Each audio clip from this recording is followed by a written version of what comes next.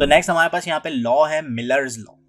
Millers law भाई क्या कहते हैं, मिलर्स भाई ये कहते हैं कि जो एवरेज पर्सन है ना, जो इंसान है, वो अपनी वर्किंग मेमोरी में ना 7 चीज़ें याद रख सकता है, और इन 7 में से प्लस या माइनस कर लो 2, यानी 5 या 9 भी हो सकता है। किसी की मेमोरी बहुत ज़्यादा हाई फाई है तो वो 9 तक भी याद कर सकता है, लेकिन इससे कम ही रखें। इसीलिए जो आपके यूएक्स डिज़ाइनर्स हैं वो 5 का इसको मार्जिन लेते हुए चलते हैं कि 5 चीज़ें जो है ना हम वो याद रख सकते हैं एक वक्त में आपकी वर्किंग मेमोरी में। इसकी एग्जांपल भी आप देखोगे तो आपको ज़्यादा अच्छे से नज़र समझ में आएगा कि आप यहाँ पर ये यूट्यूब का एक स्क्रीनशॉट है, तो आप देखते हो कि कार्ड्स आपको 4 या 5 ही दिखते हैं अक्सर वेबसाइट्स में।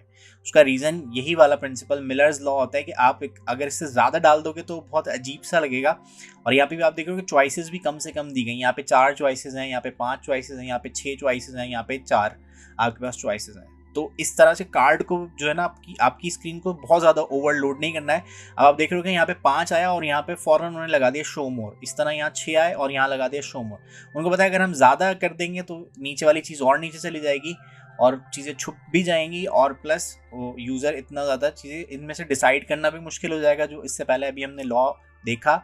तो ये सब चीज़ें आपको माइंड में रखते हुए ये सब चीज़ें एल्गोरिथम्स बनाने पड़ते हैं कि जो है वो कौन सा लॉ हमें जो है वो यहाँ पर हेल्प करेगा।